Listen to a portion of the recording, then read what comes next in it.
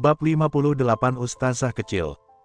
Setelah mengetahui kebenarannya, Bram pun merasa malu, dan juga merasa bersalah. Dan akhirnya ia pun memerintahkan anak buahnya untuk ikut mencari Yumna dan Farah, anak Rio dan Ardian.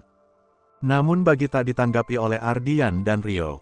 Malahan mereka langsung pergi, tanpa berkata apapun pada Bram.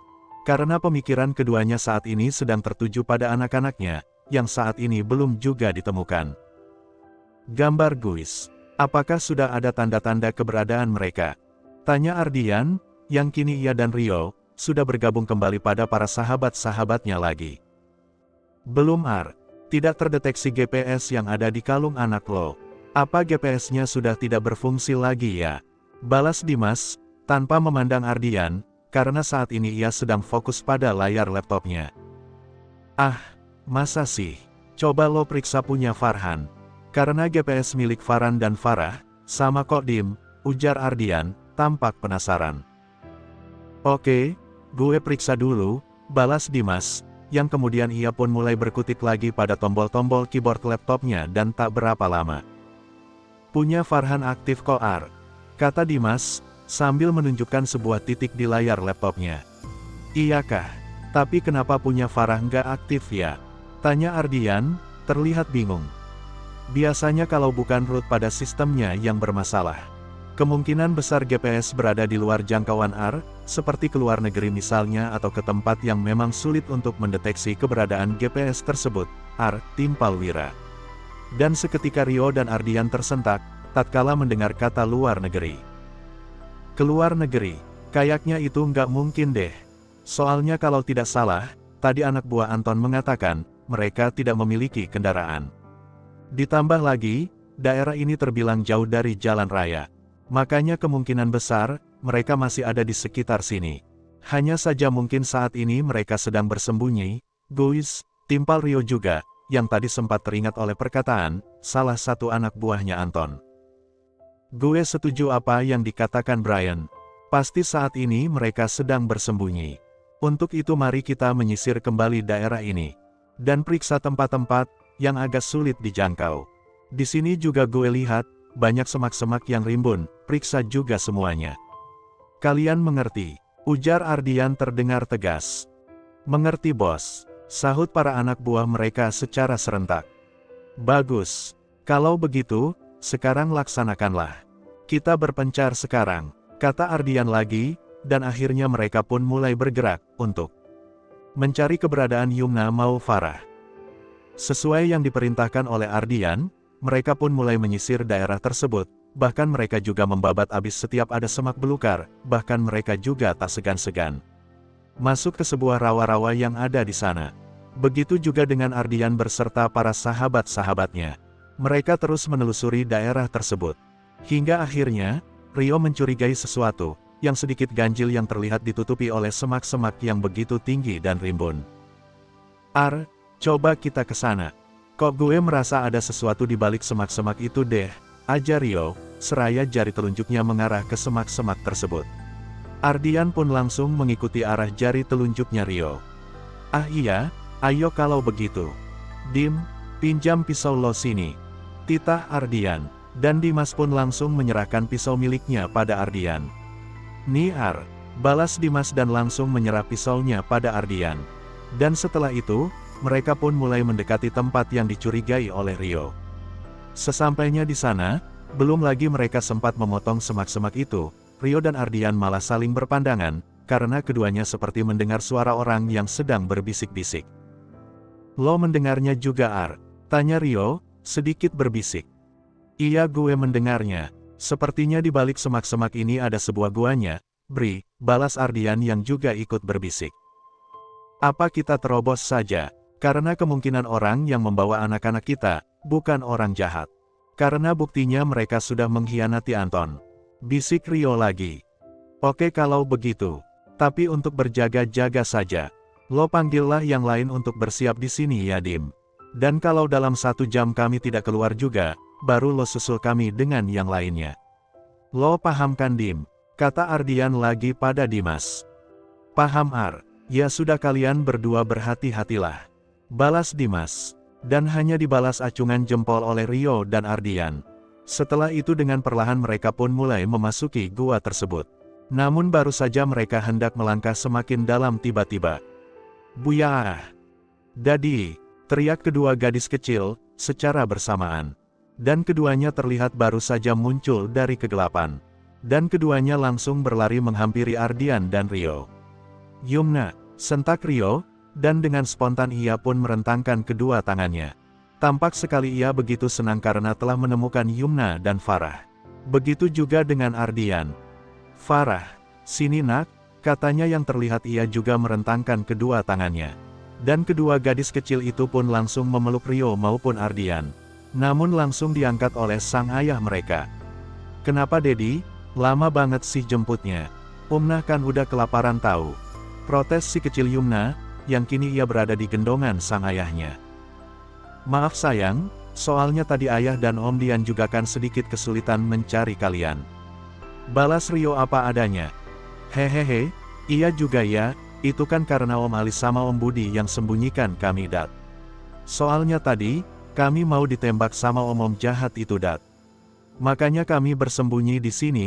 Aduh Yumna, membuat Rio maupun Ardian yang mendengarnya, sedikit geram, pada anak buahnya Bram. "Brengsek mereka, lihat saja, gue akan membalasnya," gumam Rio, namun terdengar oleh Ardian. "Tenanglah Brian, kita nggak boleh gegabah, kasihan anak-anak.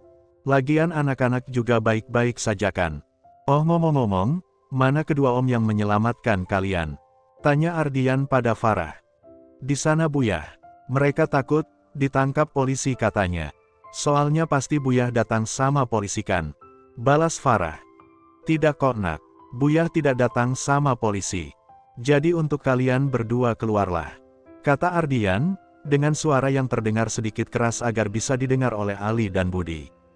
Dan tak berapa lama muncullah dua pria dari kegelapan juga.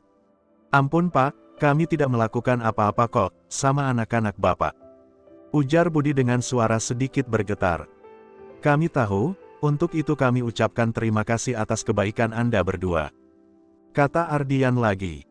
Iya Pak sama-sama," balas keduanya. "Masih lamakah Dat? Ayo pulang Umna udah lapar nih," celetuk Yumna, membuat Ardian tersenyum mendengar. "Hehe, oke, ayo kita ke restoran dulu, baru deh kita pulang, oke sayang," balas Ardian.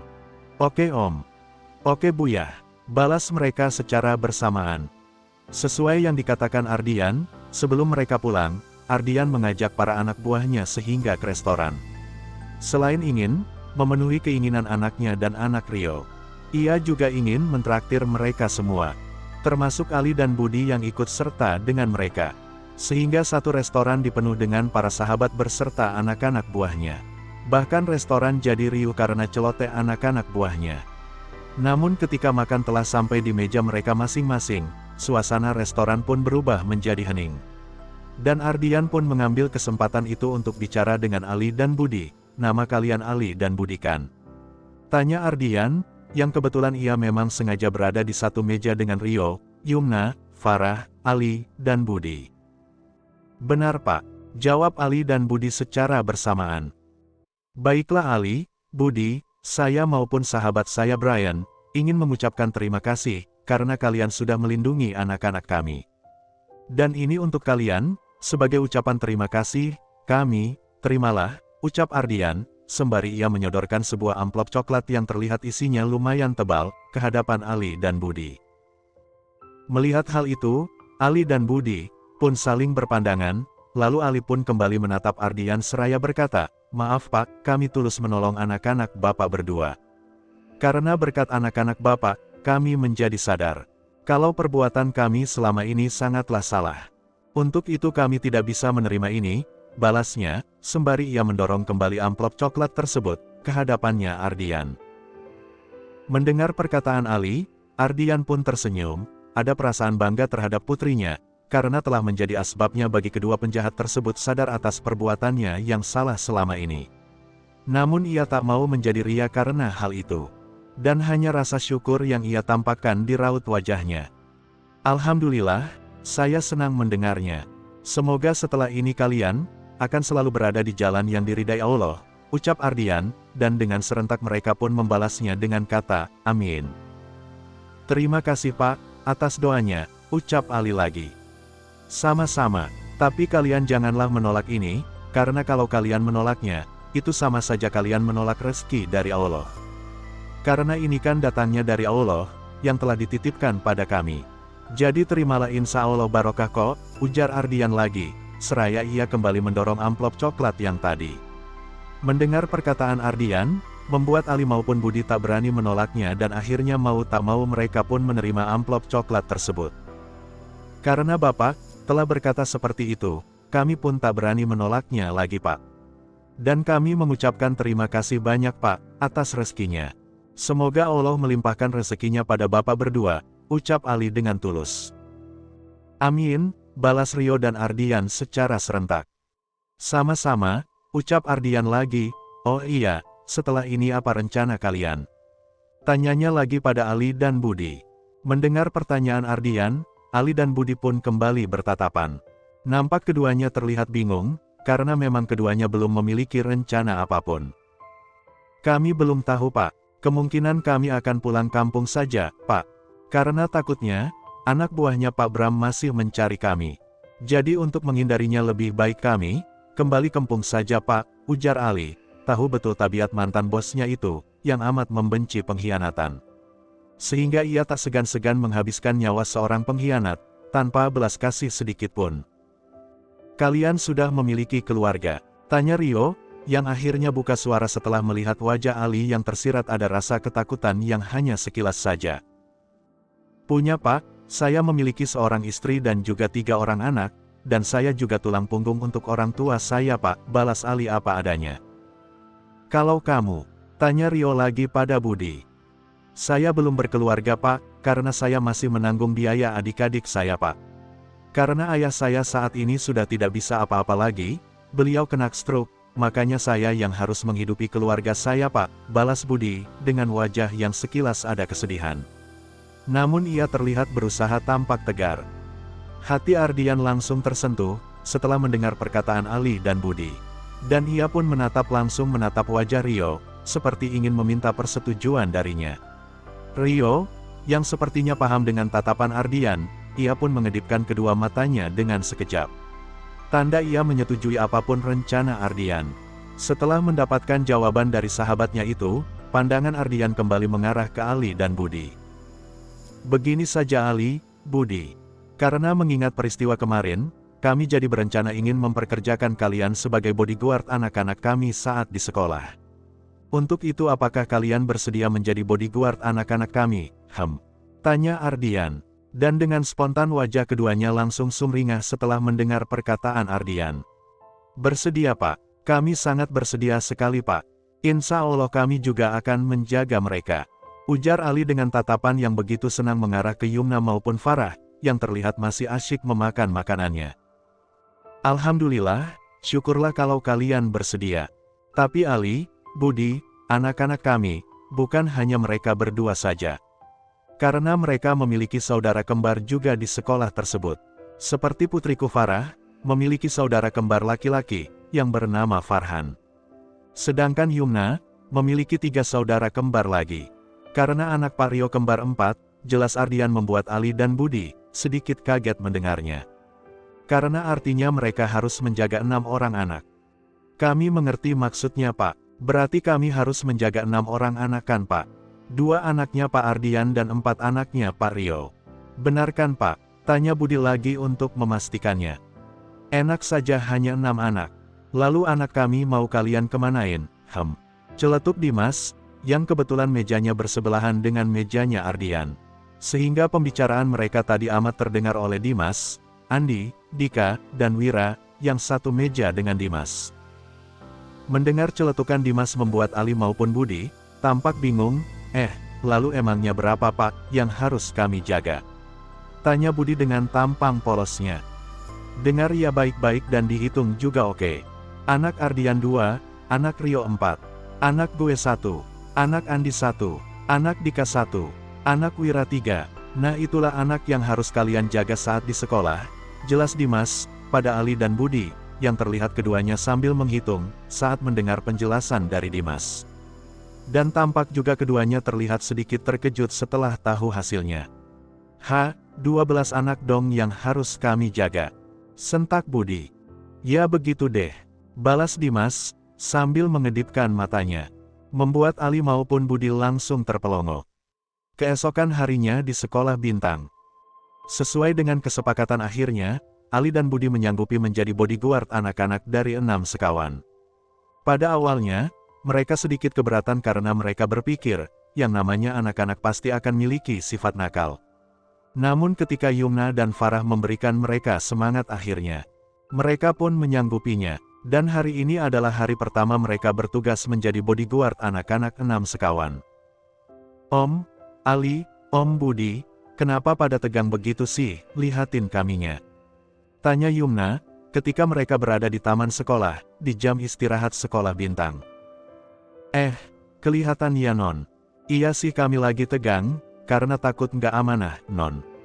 Soalnya kan kami harus menjaga kalian semuanya, balas Ali, yang memang terlihat sekali dirinya begitu tegang. Iya non, saya juga tegang sekali. Tapi syukurnya kalian tidak, seperti anak-anak itu yang berlari ke sana kemari, jadi rasa tegang saya mulai berangsur hilang kok non, sambung Budi juga. Hihihi, wajah Om Bodyguard Budi jadi lucu ya kalau tegang begitu. Jadi mirip Om Sule yang di TV, celetuk Safa, putrinya Andi. Oh mirip ya Safa, dan Om Bodyguard Ali, juga mirip sama Om Parto, yang ada di TV juga kan Safa. Sambung Zahwa putrinya Dika. Mendengar perkataan dua gadis kecil, yang baru dikenalnya Hari, Budi dan Ali, langsung saling bertatapan. Hah, mirip Parto, kata Ali mengulangi perkataan Zahwa. Aku malah dibilang mirip Sule, kata Budi, teringat perkataan Safa. Salah, dua-duanya salah tahu, Om Ali, dan Om Budi, itu nggak mirip siapa-siapa. Ingat kata Ustazah Hanza, kita itu tidak boleh membanding-bandingkan orang-orang lain tahu. Timpal Hanifah putrinya Wira. Sudahlah tidak usah didebatkan, lagian kan Zahwa dan Safa kan hanya bercanda, agar Om Bodyguard nggak tegang lagi, kata Farah, menenangin Hanifah, yang terlihat ia tak suka dengan perkataan kedua sahabatnya. Ingat loh apa yang dikatakan Umma Ana, kita tidak boleh mengikuti sifat setan. Dan sifat setan itu kan, suka iri, suka melihat orang marah, menghasut orang dan akhirnya menimbulkan perdebatan, dan akhirnya menjadi permusuhan, hingga memutuskan tali silaturahmi nauzubillah min zalik. Jangan sampai kita memutuskan tali silaturahmi. Karena itu hal yang amat dibenci oleh Allah dan Rasul-Nya, lanjut Farah lagi, yang terlihat ia lebih dewasa. Bahkan ia amat mirip dengan ibunya Anisah. Memangnya kenapa non, kok sampai dibenci sama Allah dan Rasul-Nya? Tanya Budi, yang entah mengapa semenjak ia mendapatkan pencerahan dari Farah, ia jadi seperti haus akan ilmu pengetahuan tentang agamanya yang selama ini sempat ia abaikan. Om, silaturahmi memiliki arti jalinan kasih sayang dan persaudaraan, baik dengan kerabat maupun orang lain. Silaturahmi sangat dianjurkan dalam Islam. Sebagaimana perintah Allah SWT yang tercantum dalam surat An-Nisa ayat 1 berikut, balas Farah, dan ia pun mulai melantunkan ayat Al-Quran dengan merdunya. Allah Subhanahu wa Ta'ala berfirman. Artinya, hai sekalian manusia, bertakwalah kepada Tuhanmu yang telah menciptakan kamu dari seorang diri, dan daripadanya Allah menciptakan istrinya, dan daripada keduanya Allah memperkembangbiakkan laki-laki dan perempuan yang banyak. Dan bertakwalah kepada Allah yang dengan mempergunakan namanya kamu saling meminta satu sama lain, dan peliharalah hubungan silaturahim. Sesungguhnya Allah selalu menjaga dan mengawasi kamu. Qs. An-Nisa ayat 1. Nah, jadi silaturahmi merupakan ibadah yang sangat mulia karena dapat menyempurnakan rasa cinta dan memperkuat persatuan. Memutuskan silaturahmi sama saja dengan melanggar perintah Allah SWT dan orang yang melakukannya akan mendapatkan balasan. Bagaimana hukum memutuskan tali silaturahmi menurut Islam? Hukum memutuskan silaturahmi dalam Islam adalah dilarang. Seseorang yang memutuskan tali silaturahmi akan dilanda kecemasan dalam hidupnya. Bahkan Allah dan Rasulullah sangat membenci orang yang memutuskan hubungan silaturahmi. Allah bahkan mengancam pemutus silaturahmi dengan sanksi yang berat, baik di dunia maupun di akhirat. Berikut ancaman yang diterima orang yang memutuskan tali silaturahmi. 1. Amalnya tidak diterima. Sesungguhnya amal ibadah manusia diperlihatkan setiap hari Kamis malam Jumat, maka tidak diterima amal ibadah orang yang memutuskan hubungan silaturahmi. Hari Ahmad. 2. Tidak mendapat rahmat Allah. Rahmat Allah tidak akan turun kepada kaum yang padanya terdapat orang yang memutuskan tali silaturahmi. Hari Muslim. 3. Mendapatkan azab. Tidak ada dosa yang lebih percepat siksaan kepada pelakunya di dunia serta yang tersimpan untuknya di akhirat selain perbuatan zalim dan memutuskan tali silaturahmi. Hari Tirmidzi. 4. Dilaknat Allah SWT. Artinya, orang-orang yang merusak janji Allah setelah diikrarkan dengan teguh dan memutuskan apa-apa yang Allah perintahkan supaya dihubungkan dan mengadakan kerusakan di bumi, orang-orang itulah yang memperoleh kutukan dan bagi mereka tempat kediaman yang buruk jahanam. Qs. Ar-Ra'd ayat 25. Melihat Farah yang menjelaskan tentang makna tali silaturahmi, terlihat bak seorang ustazah bagi siapapun yang melihatnya. Membuat Ali maupun Budi semakin kagum padanya. Apa kalian semua sudah paham sekarang? Tanya Farah lagi, setelah ia menyelesaikan penjelasannya. Paham Ustazah Farah, teriak Yumna, Yunda, Hanifah, Zahwa, dan Safa, secara bersamaan. Membuat Farah terkejut, dan ia pun langsung tersenyum malu, karena teman-temannya telah menyebut dirinya Ustazah. Hehehe, ana jadi malu, ana kan bukan Ustazah, lagian ana kan masih kecil, sangkal Farah, masih terlihat tersipu malu-malu. Tapi Nona Farah, sudah cocok kok, kalau dibilang Ustazah. Apalagi Nona, sangat pintar sekali saat melantunkan ayat. Bahkan Nona juga hafal hadis-hadis, jadi saya rasa, Nona sudah dikategorikan seorang Ustazah. Tapi Ustazah kecil, betul nggak Bang Ali? Timpal Budi, yang ia juga teringat ketika ia pertama kalinya mendapatkan pencerahan dari Farah ketika ia masih menjadi anak buahnya Bram. Benar apa yang dikatakan Om Budi. Dan saya juga setuju kalau Nona itu sudah cocok dipanggil Ustazah kecil kok, sambung Ali sambil ia mengacungkan jari jempolnya pada Farah. Tuh kan, Om Bodyguard aja setuju. Kalau begitu mulai sekarang kita, panggil Kak Farah Ustazah kecil saja ya. Kalian setuju nggak teman-teman? Tambah Yumna, terlihat begitu bersemangat. Setuju. Bersambung.